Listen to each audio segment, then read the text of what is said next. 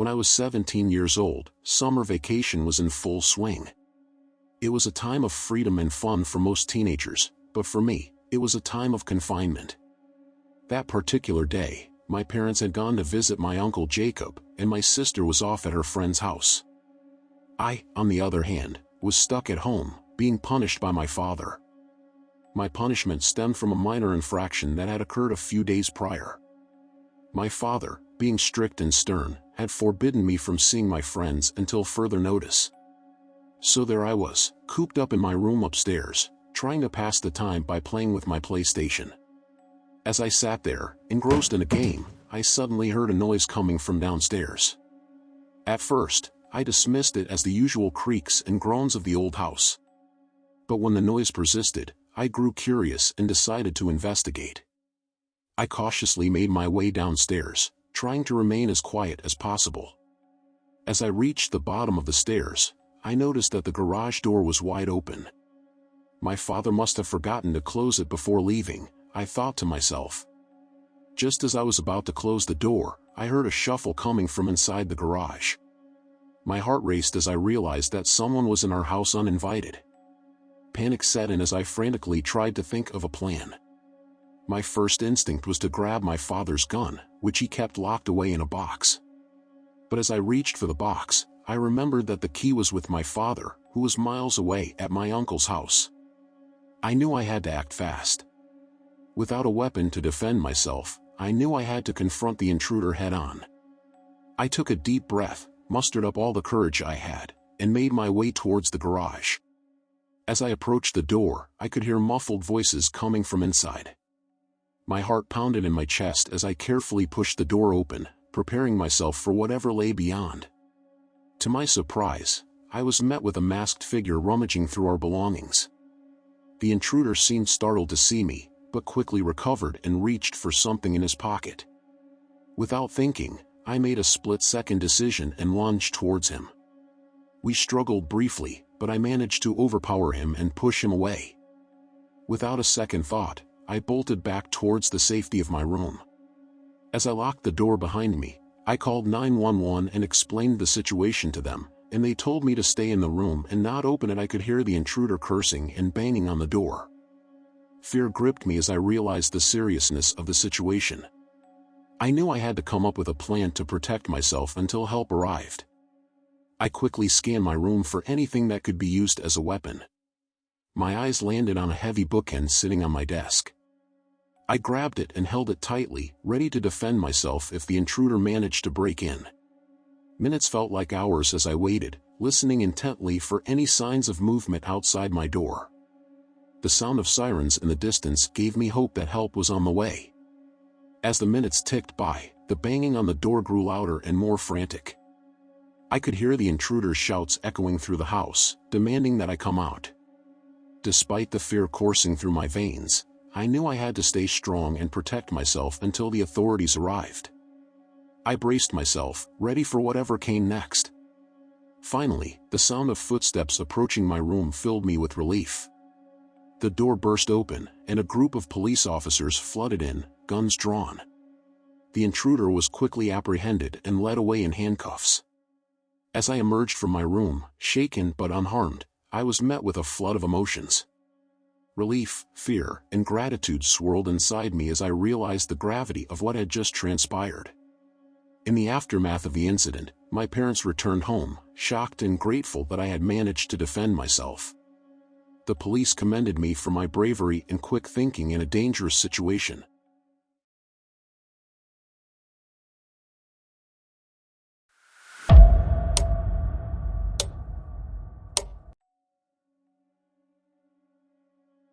The flickering light from the TV illuminated Oscar's fur, turning it a shade of orangey brown. He was sprawled across the carpet, his tongue lolling out as he tried to snag a stray popcorn kernel that had rolled away from my bowl. I chuckled, taking another bite of the buttery treat. The movie was one of those cheesy horror flicks, the kind my brother, Nick, would usually mock me for watching.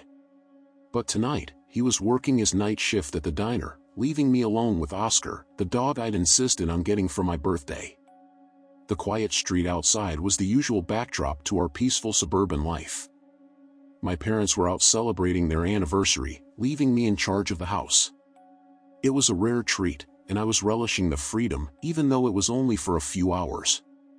Suddenly, Oscar's ears perked up, his head swiveling toward the front door. A low growl rumbled in his throat, and he started to whine. I glanced at the door, then back at Oscar, dismissing his anxiety as a reaction to a passing car. But then, a distinct scraping sound filled the air, followed by the unmistakable thud of a heavy object hitting the floor. My heart hammered in my chest. My hand instinctively reached for the phone, but I hesitated. What if it was just a prank, or a neighbor having some trouble? I was a coward, I told myself, a 14-year-old who couldn't even handle a little noise. I told myself it was nothing, and tried to convince myself that Oscar was overreacting. But then, another sound. This time, it was a sharp, metallic clang, followed by a muffled curse. I knew it then. Someone was trying to break into our house. The thought sent a wave of panic flooding through me, and my fingers trembled as I dialed 911. I stood frozen, my eyes glued to the front door, the sound of heavy footsteps nearing it. I was trapped. The room seemed to shrink around me, the silence punctuated by the thump of my own racing heart. The doorknob rattled, then the door creaked open. My breath hitched in my throat.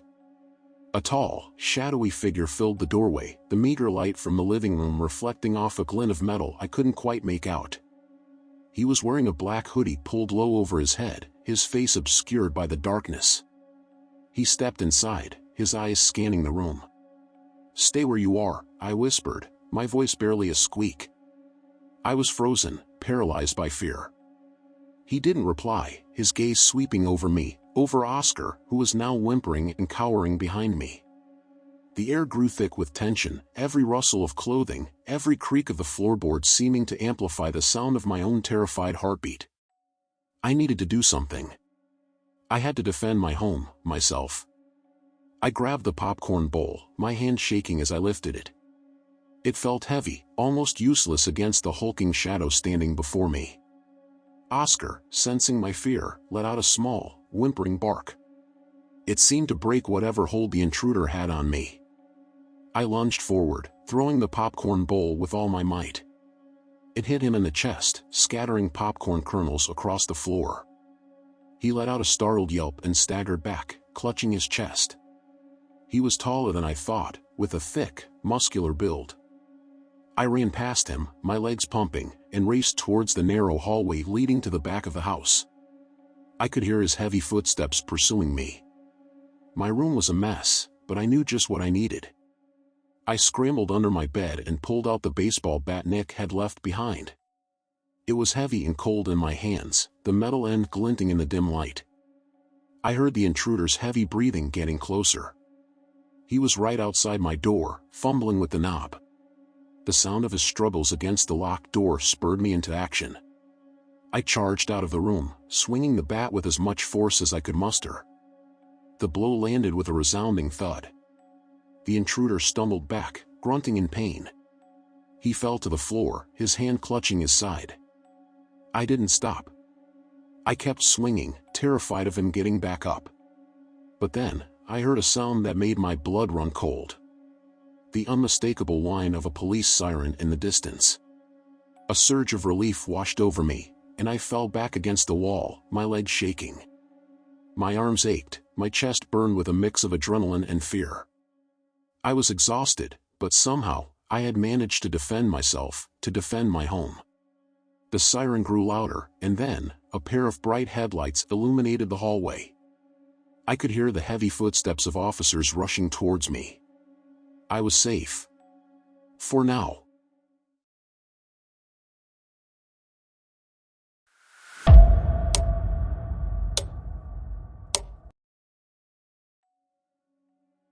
As I made the decision to move in with my father in another state, I was filled with a mix of emotions.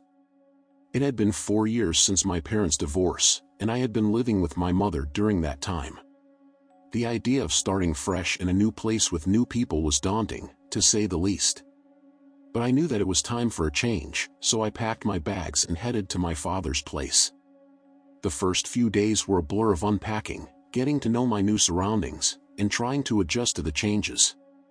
My father, who had always been a busy man, was doing his best to make me feel at home. He would cook my favorite meals, take me out for walks around the neighborhood, and even introduce me to some of his friends. One morning, my father told me that his friend, Wilson, would be coming over to pick up a significant amount of money that he had kept at home. My father had to head off to work, so he asked me to stay home and wait for Wilson to arrive. I was a bit nervous about meeting this friend of my father's, but I agreed to help out. A couple of hours later, the doorbell rang, and I went to answer it. Standing on the doorstep was a man who introduced himself as Wilson. He was friendly and charismatic, and we hit it off right away. We chatted for a bit before he finally mentioned the reason for his visit. "You know why I'm here, right?" Wilson said with a smile. I nodded, feeling a bit uneasy about the situation. My father had entrusted me with a sizable sum of money to give to Wilson, and I didn't want to mess things up. I handed over the money to Wilson, who thanked me and left with a promise to catch up soon. I felt a sense of relief wash over me as I closed the door and went about my day. Later that evening, my father returned from work and asked me about the money. I assured him that I had given it to Wilson, and he seemed satisfied with my answer. But as the night wore on, and Wilson failed to call my father to confirm the transaction, a sense of unease settled over me. It wasn't until late in the evening that Wilson finally called my father to apologize for not being able to come and collect the money in person. My father seemed confused by this development and asked me to describe the person who had taken the money from me. My description didn't match Wilson, and a sinking feeling settled in the pit of my stomach. My father immediately checked the surveillance footage from our security cameras, and what he saw confirmed our worst fears. The man who had taken the money from me wasn't Wilson. It was a complete stranger who had somehow managed to impersonate my father's friend and walk away with a significant amount of cash. As the reality of the situation sank in, I felt a wave of guilt wash over me. I had been so eager to help out and prove myself to my father that I had failed to question the authenticity of the man standing on our doorstep. My father was understandably upset by the turn of events, but he reassured me that it wasn't my fault. We both knew that the blame lay squarely on the shoulders of the impostor who had taken advantage of our trust. In the days that followed, we worked closely with the authorities to track down the thief and bring him to justice. It was a long and arduous process, but with determination and perseverance, we were able to recover some of the stolen money and ensure that the criminal was held accountable for his actions.